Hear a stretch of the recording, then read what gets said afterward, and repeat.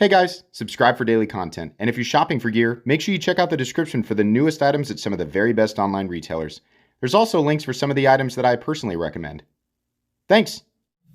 What's going on YouTube? Metal Complex here, and today I'm super excited because we have brand new Poikilo blade models to unbox. Now, I have not been in here yet. They actually sent a box of 6 knives, and I thought, let's break it up into 2 different uploads. So I just grabbed 3 random ones, and we're going to take a look and see what we've got in here today. I will try to link everything down in the description. I think some of these are available in some places and not enough. I'll figure it out.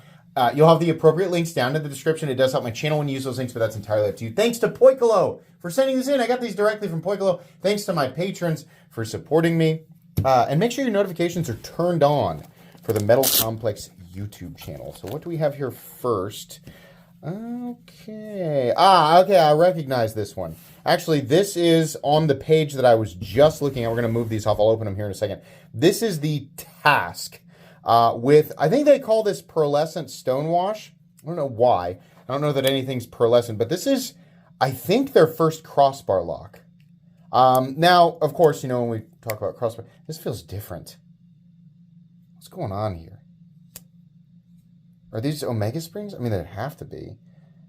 Interesting. That's... Oh, yeah, I can see them wrapped around there. This does not feel like any crossbar lock I have ever felt before. This is very different. It's incredibly smooth. But anyways, when we, you know, crossbar locks, like, yeah, there's a million of them out there. You know, people prefer to see different locking systems nowadays, and that's fine. Okay, so the pearlescent stonewash is in reference to the blade. This is like a... It almost looks like vapor blasting. Really, really nice. Oh, it's M398 as well. This is a compound M398 blade. I don't know how they're heat treating their M398, but I do remember having a conversation. What just happened there? Interesting. There's like a stopper right here. Very distinct. And it's acting as like a detent. I mean, like, I understand the detent is created by the lockers, but I mean, like, it's acting as like a faux detent ball feel. So you get that stop, and then there's a certain amount of additional pressure that has to be built up to launch it. That's why it feels so different. So interesting. Okay. I had a conversation with them about their HRC ranges, and they told me that in future batches of knives, they would seek to increase the HRC range for a number of different steels. I don't know if that's here, if we're doing that here yet. This is just an unboxing. It's not a review. I don't have these details yet, but I will have these details when we actually review the knife. So, okay, that one there. And what's this? This is, oh, it's like a COA. Did the first one have that? The first one did not. Okay. I wonder, probably, maybe certain variations or certain tiers of knives come with the little thing. This is the VK Crab S3 blade materials, M398. Very cool blade finish is pearlescent stonewash plus DLC. Oh, yes.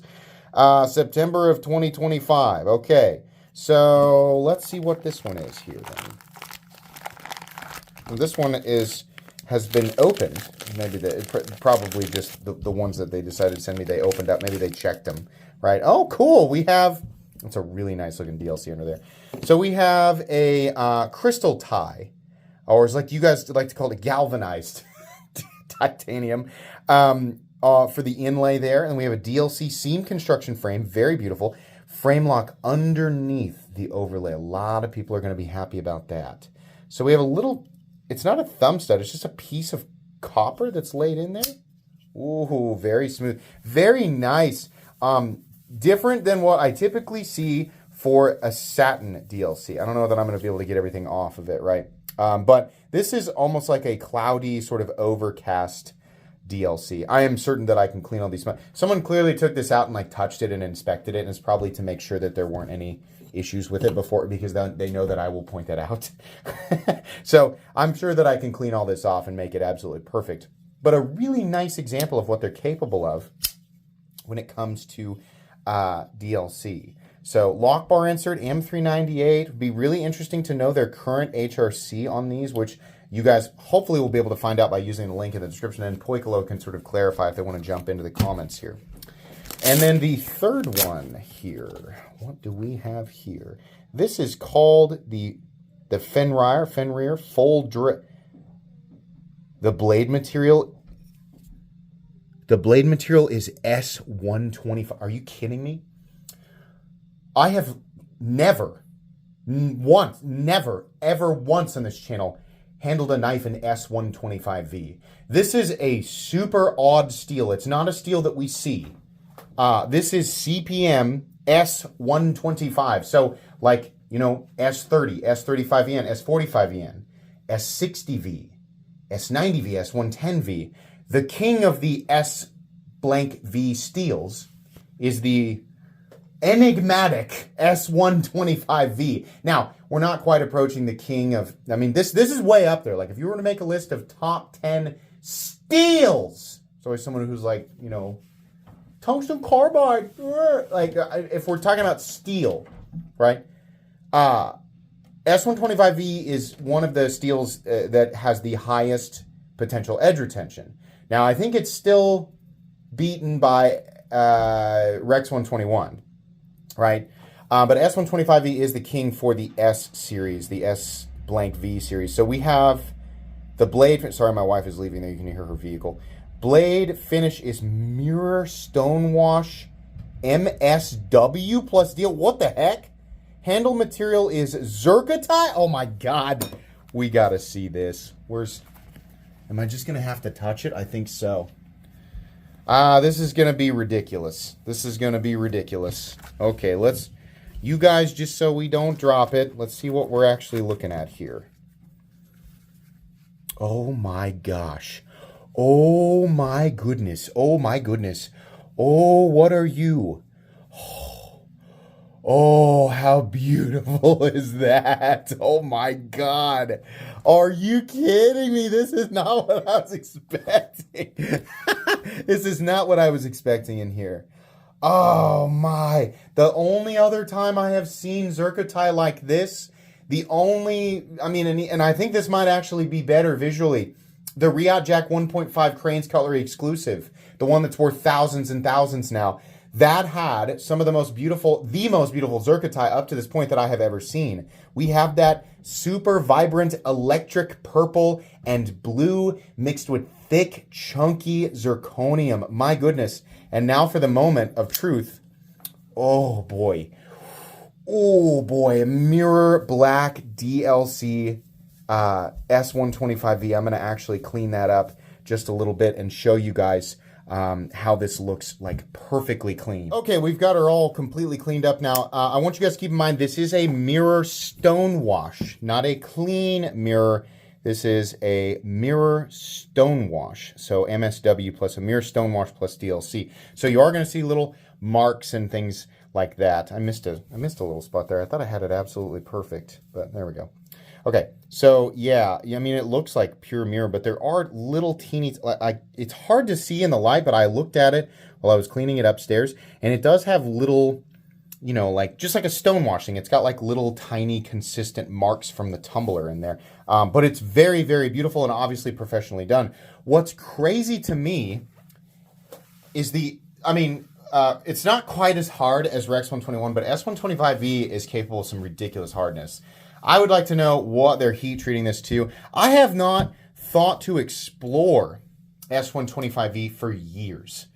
The only knife that I have ever known, not the only knife, but one of the only knives I've ever known to exist in that steel was a special edition of the Spartan, not the Spartan Harser, it's a Fantoni HBO1 that was also a Harzi collab, and this was a special version of this knife, a limited version of this knife that came in S125V, I think. Now, this would have been, the last time I even spoke about that knife would have been over 5 years ago on this channel. I have not known of hardly anything to come out in recent years in S125V. I didn't even know you could still get it, to be honest. This is a steel that will, I think that eventually this composition will actually completely die. To my knowledge, this was discontinued, and now with the fate of the crucible steels kind of up in the air a little bit, it's like, I don't know, so this steel could become insanely rare. How useful is it on an EDC knife? It's extremely brittle, extremely. And the primary application, the idea behind the steel originally was absolutely not pocket knives. Somebody just decided to put it on a pocket knife, and it just became this sort of really weird, mysterious blade, this steel that could be used for blades. I'm assuming they have it pretty hard. You'd have to get it up there in order to make it, in its optimal range, whatever that is. But then to go back and polish it, like, my goodness, that is just ridiculous. This is a beautiful knife. It also highlights what Poikilo is capable of with their full dress stuff. Now, I have no idea what a full dress knife runs. Poikilo is, pretty typically their standard stuff is like $300 to $400. So every step up is going to cost a lot more. So it wouldn't surprise me if this knife costs, I don't know, $800 to $1,200. Perhaps it costs more. I'm not really sure. I don't know what it costs to procure and then machine and sharpen and polish S125V. That's a broad range of costs, potential costs that I can't speak on at the moment because I don't know.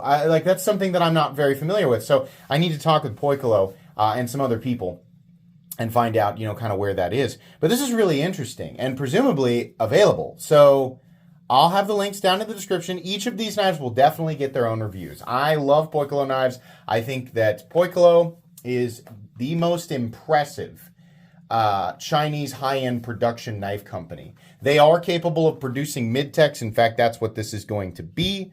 It is a mid-tech, meaning there are actual hand processes involved. It is not fully automated or, full production or anything like that. And they feel like that. This feels like a step up from everybody else that I've ever experienced, right? Even the great Riot. Poikilo does, in many ways, feel better than a lot of the stuff that I've handled from Riot. Now, Riot's best and Poikilo's best, right? I mean, then we start to get really, really, really comparable. But consistently, we compare the base production models. Poikilo seems to be just a little bit better. I understand that's very subjective, right? But I don't know. This is super cool. This is not what I was expecting to see in here. I love seeing that they're still working with M398, and I'm hoping that they have increased the HRC ranges and pay attention to what is considered optimal, especially when they're using some of this really exotic stuff. That's going to be it today, guys. Expect full-length comprehensive reviews on each of these knives down the road. Thanks again to Poikilo. Links in the description for these. Please make sure to follow me on Instagram at metal_complex. Where did that thing go? Oh, it's underneath here. Please make sure to follow me on Instagram at metal_complex. If you enjoyed this video, leave a like. If you'd like to check out my other content, I do, of course, have lots of videos of knives that are either expensive or inexpensive that I do or don't like, so check those out. And if you enjoy all my content, go ahead and click on that Metal Complex logo right there and subscribe because there's definitely more coming. Thanks again for watching, everybody, and have a great day.